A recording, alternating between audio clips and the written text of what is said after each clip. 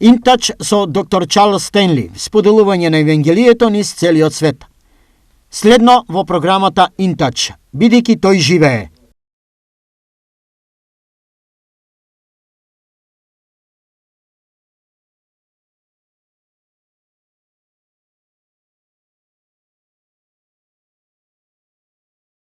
Исус беше распнат и оние кои стоеа околу него знае дека тој беше мртов. Немаше сомнеш околу тоа. Тој беше мртов човек.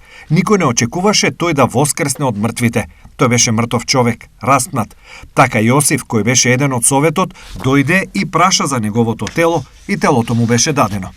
Жените дојдоа донесувајќи миризливо масло за да го замотат неговото тело. И секој кој размислуваше за воскресението рече дека тоа беше глупост. Всушност, еве што вели Библијата. Например, нивните зборови им изгледаа како безмисленост и тие не им поверуваа. Ние живееме во свет каде што многу луѓе и денес мислат дека тоа е глупост. Зошто јас и ти да се собираме заедно и да зборуваме за мртов човек? Ние се собираме заедно и знаеме од сето наше срце дека тој не е мртов, дека тој е жив, дека тој живее во секој од нас.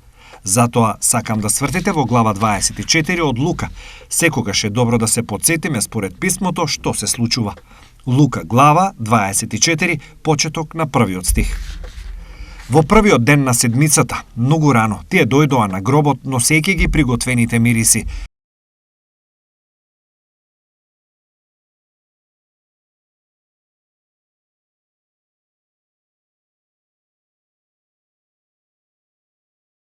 Но плочата на гробот ја најдоа тргната од гробот, и како што влегоа, не го најдоа телото на Господ Исус.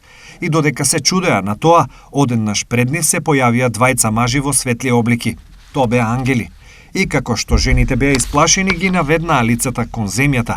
Мажите им рекоа: "Зошто го барате живиот меѓу мртвите?" Бидејќи тие не очекуваа тој да биде жив. Тој не е овде, но тој воскресна.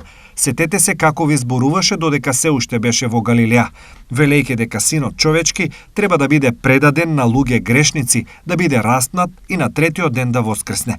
Помислете си колку пати тој зборуваше за сето ова. Тие не го сватија тој дел. Тие го разбра дека тој ќе биде распнат, не им се допаѓаше тоа.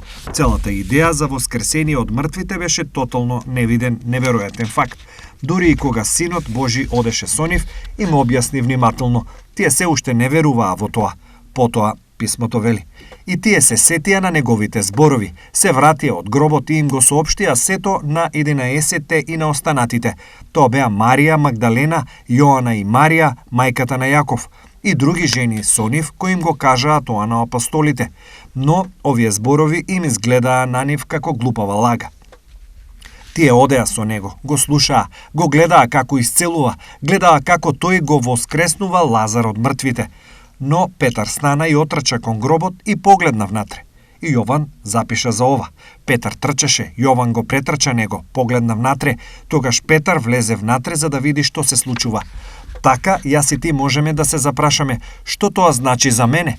Јас ке ве прашам, дали вие навистина верувате дека Исус Христос, Синот Божи, беше погребан и потоа излезе од гробот? Повеќе луѓе се уште не веруваат во тоа.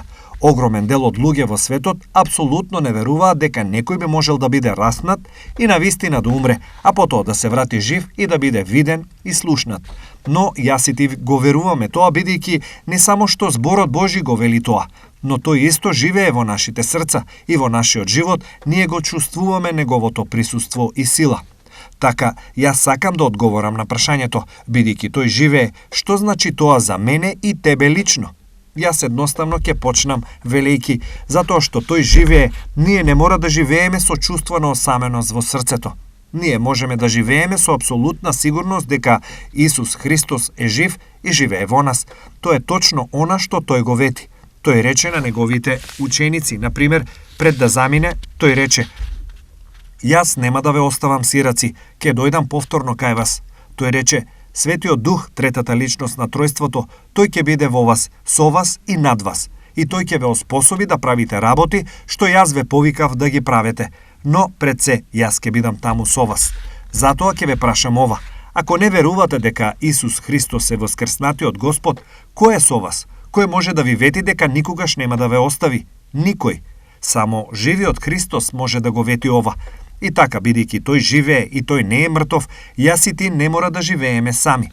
Кога Исус им вети дека тој никогаш нема да ги напушти, ниту заборави, тоа е ветување што припаѓа поединечно на секое Божјо дете.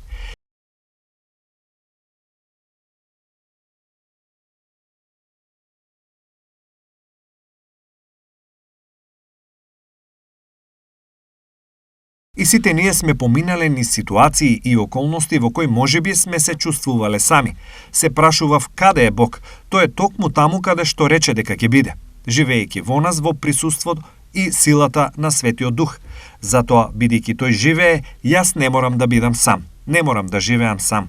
И многумина од нас живеат сами, но не сме сами затоа што воскреснатиот Исус е жив во вас и вие никогаш не можете да бидете сами.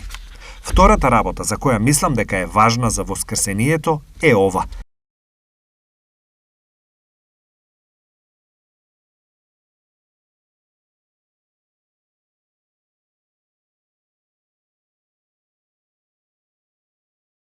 Ние не треба да се грижиме дали Бог ќе обезбеди за нас или не, бидејќи тој вети дека ќе го стори тоа.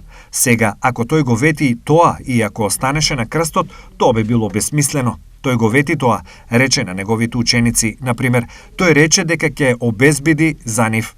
Во глава 6 од Матеј, например, кога тој им даваше сигурност на раните ученици што ќе направи за нив, ќе обезбеди за нив без разлика што се случува. Тој го вети тоа на нив. Тој рече како што таткото се грижи за птиците во воздухот, за тревата, за цвикињата и се останато, така тој ќе обезбеди за нашите потреби. Јас се прашувам, колку често јас и ти имаме потреба и се секираме за нив, се мачиме за нив, им кажуваме на другите за нив, но не се свртуваме веднаш кон воскреснатиот Христос, кој го вети ова, дека што и да ни треба, тој ќе снабди за таа потреба. Зошто тој не го прави тоа кога ние мислиме дека треба и не го прави точно на начинот на кој ние мислиме дека треба и си мислиме, па Боже, каде си ти? Тоа е таму каде што од секогаш бил. Ке се сложите дека Исус никогаш не заборава да си го одржи ветувањето. Тој е Бог кој дојде во човечко тело за да ни се открие себе си на нас. Затоа, ова не е само уште еден човек кој ветува. Ова е Светиот Бог кој ветува. Така, кога размислувам за идејата за воскресение и фактот дека тој ја одзема сета несигурност, Исус е жив, седи одесно на Отецот подготвен да снабди се што треба за мене и тебе. Бидејќи тој живее, јас и ти можеме да се молиме со доверба. Многу луѓе се молат и кажуваат зборови, но не се молат со доверба. Тие се молат и се надеваат дека Бог слуша. Тие се надеваат дека работите ќе тргнат на подобро. Тие се надеваат, но нема доверба, нема сигурност. Едно од моите омилени места во писмото е кога апостол Јован пишува во Прва Јованова, на крајот на Библијата, кога вели: ова е сигурноста што ние ја имаме во него, дека ако побараме било што според неговата волја, тој не слуша. И ако знаеме дека тој не слуша, ние знаеме дека ја добиваме молбата која ја побаруваме од него. Запаметете што рече Исус. Тој рече: барајте и ќе ви се даде. Тражете и ќе најдете, чукајте и ќе ви се отвори, зашто секој кој бара ќе добие, тој што чука ќе му се отвори. Слушајте, тој вели, секоја работа што ти и јас ја бараме во молитва според неговата волја, тој ќе ја обезбеди. Си мислам, колку пати луѓето се молат без очекување. Ако ти се молиш без очекување, тогаш нешто е погрешно, бидејќи таа молитва има голема пукнатина точно во средината. Ние треба да се молиме со доверба. Видете, единствениот начин да се молиш со доверба е да веруваш дека Исус Христос, кој отиде на крстот и плати потполно за твојот долг на гревот, е вознесен кај Отецот, седи од неговата десна страна и се застапува за нас. Тоа го вели тој. Ако не го веруваш тоа, тогаш молитвата е некако залудна.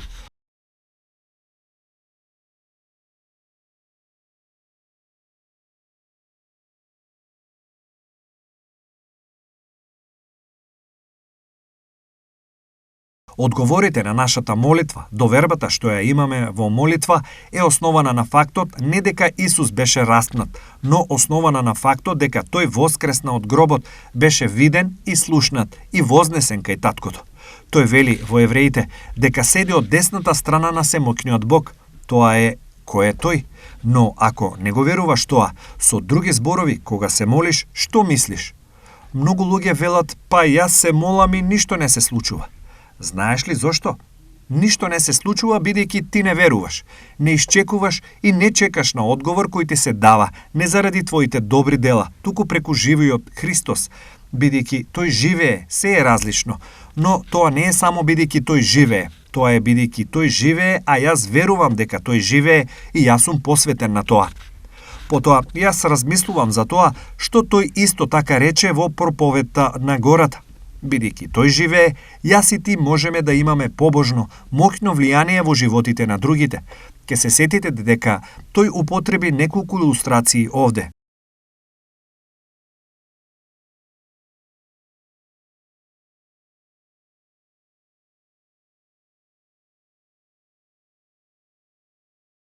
Во проповедта на гората, тој рече, например, вие сте светлина на светот. Тој зборува за нас, неговите деца. Град на планина не може да биде скриен, ниту пак светло се пали и се става под капак, туку на свекник и им свети на сите кои се во куќата. Слушајте го ова. Толку нека свети вашата светлина, што оние, слушајте, кога ги гледаат вашите добри дела, да го прослават вашиот татко кој е во небото. Што вели тој? Бог има намера ние да живееме таков живот. Внимавајте, во овој духовен, многу темен свет, да јас и ти бидеме светлината. Има луѓе денес кои би сакале да се изгаси нашата светлина.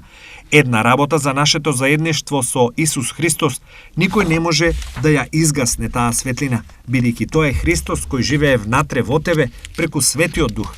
Тој има намера за нас да живееме еден вид на живот кој ќе има влијание на другите. Тој рече светлината на светот, солта на земјата, бидејќи тој, слушајте, не само затоа што тој беше растнат, но бидејќи тој беше растнат и живее во нас. Тоа не е наш живот, тоа е негов живот, а воскресението на Исус Христос го направи сето ова возможно. Потоа јас размислувам за ова. Размислувам за фактот дека, бидејќи тој живее, ние го искусуваме Светиот Дух во нас. Кога ти поверува во Исус Христос како твој спасител, тоа беше бидејќи Светиот Дух си ја вршеше својата работа во твојот живот, отварајќи ти ги очите, отварајќи ти ги ушите, отварајќи го твоето разбирање за да разбереш што значи за Исус да умре со застапнишка смрт, што значи дека тој е твоја замена. Бог ги стави врз Исус сите твои гревови и твојата вина. Тој беше твој застапник за да ти не мора да ја платиш цената на вечната одвоеност од Бог. Сега, што направи тој?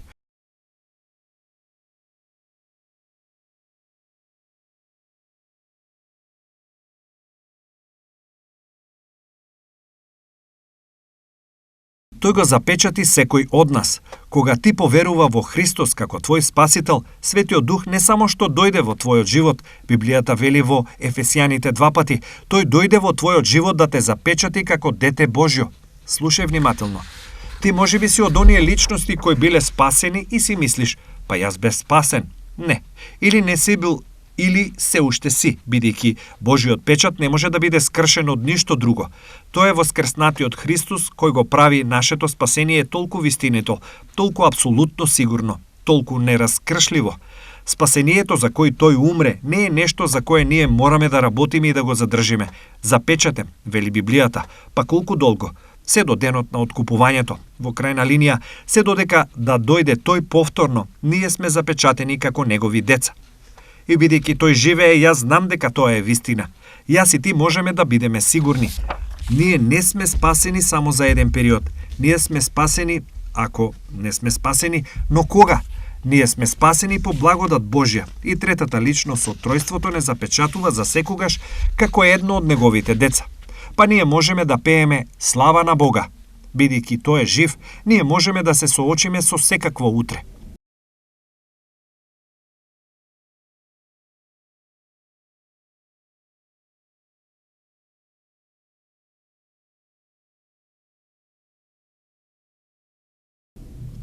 Потоа, ја размислувам за оваа светлина. Тоа значи, бидејќи тој е жив, ние можеме да сме во мир во најтешки времиња од нашиот живот, во најтешки времиња. Тој рече, мојот мир, внимавајте, Тој рече: "Мојот мир ви го давам, не како што го дава светот. Нека не се вознемирува срцето ваше и не плашете се." Сега, како вид на мир дава светот, па ќе ви кажам што се обидуваат некои луѓе. Некои луѓе кога минуваат низ тешки околности, тие се решаваат да пијат и тие си мислат дека ако се напијат доволно, ќе ги испијат своите маки. Не е можно тоа. Или се на некој друг вид на дрога, или секаков немарол во секакви околности и ситуации, обидувајќи се да ги заборават своите проблеми, да ги победат бивајќи целосно безобразни во нивниот став и поведение. Не, кога писмото вели мир, тоа е мирот што тој го дава и не одржува. Тоа значи дека кога минуваш низ најтешките времиња, тоа е твоето сидро.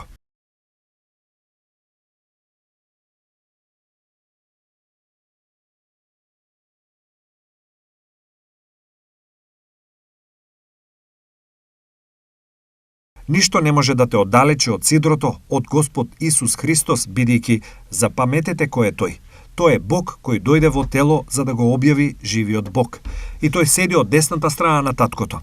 Тој вели: "Мојот мир ви го давам." Светот има секакви пристапи за мир. Повеќе од тоа е во вид на лекарство во шише или повеќе од тоа е некаков вид на кутија. Мирот што тој го дава не може да биде во комбинација со ништо од тоа, бидејќи тоа е мирот од семоќниот Бог. Но ако не си го примил него како твој спасител, ти немаш ништо. Ајде да те прашам. Каква сигурност имаш за било што да е во твојот живот ако го отвориш Синот Божи, Спасителот, Господ, Господарот? Ако го отврлиш него и одбиеш да го прифатиш во твојот живот, каква сигурност имаш? Не се лажи себе си. Не можеш да имаш доволно пари, не можеш да имаш доволно работи, не можеш да отидеш на доволно места, не можеш да контролираш доволно. Не можеш да бидеш доволно голем во очите на луѓето, бидејќи ти немаш ништо во реалноста се додека не го најдеш Исус Христос како твој спасител и додека не му го довериш твојот живот на него. Тој дојде да ни даде живот и тоа го нарекува изобилен живот. Тоа е живот што човекот не може да го создаде. Тоа е живот што човекот не може да го уништи.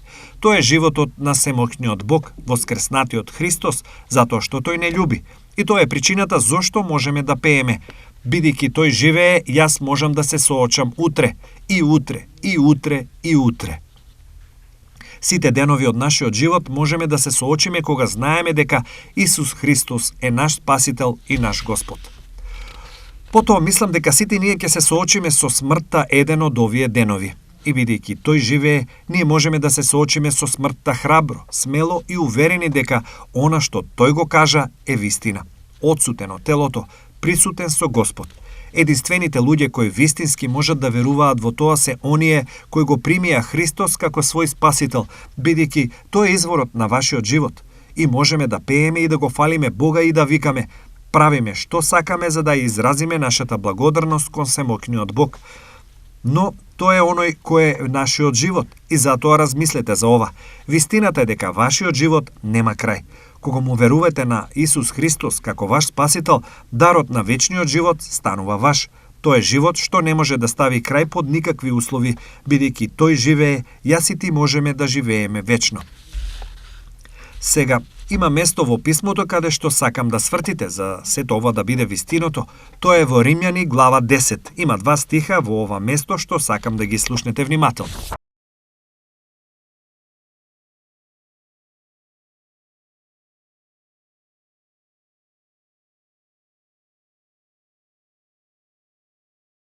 Павле вели во овие 2 стиха. Има и други, но јас ги избрав овие 2. Слушајте. Ако исповедаш со твојата уста дека Исус е Господ и веруваш во твоето срце дека Бог го воскреснал од мртвите, ти ќе бидеш спасен.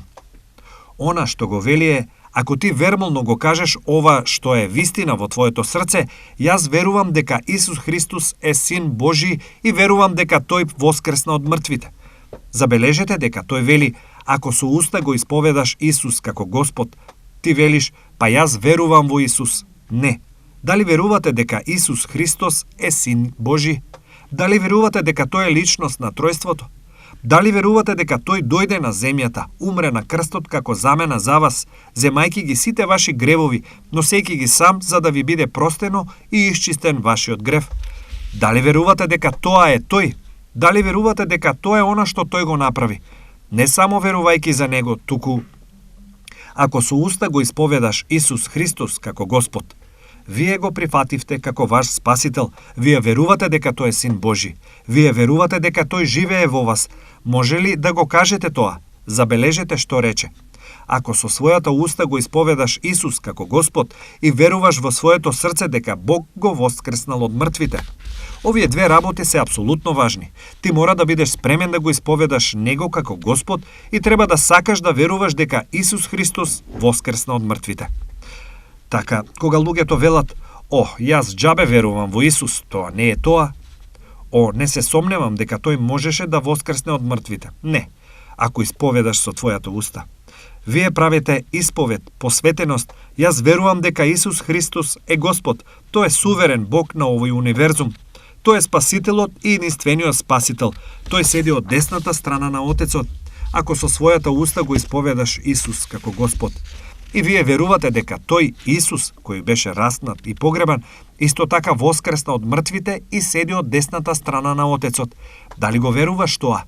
Ако некој рече: "Па не знам за тоа", тогаш не си спасен. Павле јасно го зборува тоа во тој стих. Потоа вели: "Бидејќи со срцето се верува за оправдание, а со устата се исповеда за спасение." Тој многу јасно ни кажува што е спасение. Тој не вели ништо за одење на црква за да бидеш спасен, иако ние доаѓаме да го прославиме Исус. Тој не вели ништо за добри дела за да бидеш спасен, бидејќи тој вели: "Зошто по благодат сте спасени, мојата незаслужена љубов и наклонетост. По благодат сте спасени преку вера и тоа не е од вас. Оваа вера, тоа е дар Божи, за да никој не се фали пред Бога. Нашето спасение е обвиткано во неговата прекрасна љубов и сила, не во нашите добри дела, не она што го правиме, не она што велиме дека ќе го направиме."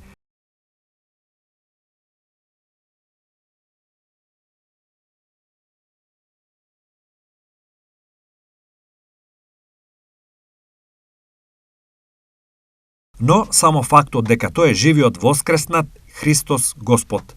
Дали некогаш си го сторил тоа? Дали некогаш си дошол на местото во твојот живот каде што си признал: "Јас сум грешник, непокорен на Бог, бунтовник против Бог, си одам по мој пат"? Дали си го направил тоа? Потоа барај тој да ти прости. Не врз основа на тоа гледајќи наоколу колку добар си бил, но гледајќи на крстот и препознавајќи дека неговата смрт не беше едноставно смрт на човек. Тоа беше застапничка смрт. Тој го зеде твоето место. Сега внимавајте. Само Бог може да умре за гревовите на целиот свет. Само тој може да го земе врз себе си сиот грев на сето човештво за сето време. Тоа е Бог. И така, нашето спасение зависи од нашето заедништво со Исус Христос, Синот Божи, втората личност на Тројството, живиот Бог кој живее во тебе. Ако ти одиш во небото, има само еден пат, а тоа е верата во Господ Исус Христос, искажување дека тој е твој Спасител и верување дека тој е воскреснатиот Господ. И јас едноставно би те прашал: ако никогаш не си го направил тоа, еден од овие денови ќе умреш и тогаш ќе биде предоцна. А ти велиш: па мислам дека ќе бидам добро. Тоа е лагата на ѓаволот.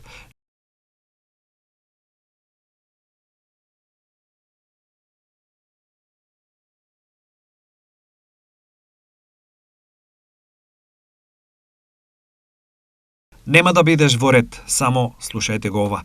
Заменската Христова смрт на крстот кој стана од гробот, тоа е единствената надеж на човекот. Слушни го ова. Ако мислите дека спасението доаѓа на друг начин, кој друг пат има? Тоа значи дека ќе зависите од нешто што го правите. Фала му на Бог, тој го овозможи тоа само со нешто што тој го направи, не со нешто што ние се обидуваме да го направиме.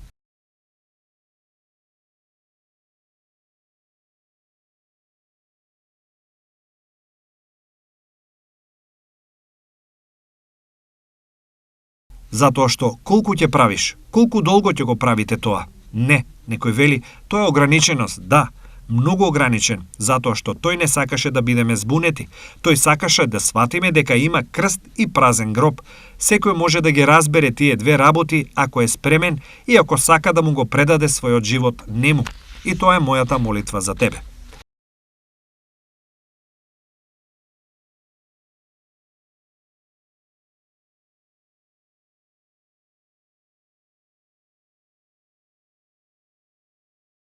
Престанете да се залажувате и да се измамувате себе си.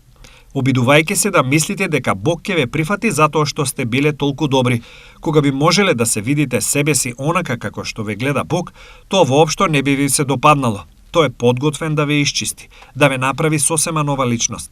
Слушни го ова. А тој во своето слово за смртта вели: отсутен од телото, присутен кај Господа. Слушајте, нема надеж без Исус.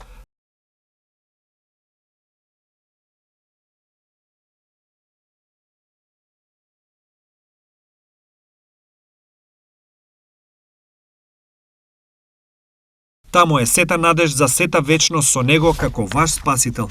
Тоа е мојата молитва за тебе. Татко, колку благодарни сме ти ние затоа што твојата порака е толку едноставна, да ти веруваме. Да веруваме што ти направи на крстот, верувајќи зашто ти го остави за нас. Празниот гроб и прекрасната сигурност дека ти си живиот Бог. Ние велиме благодарам во името на Исус. Амин.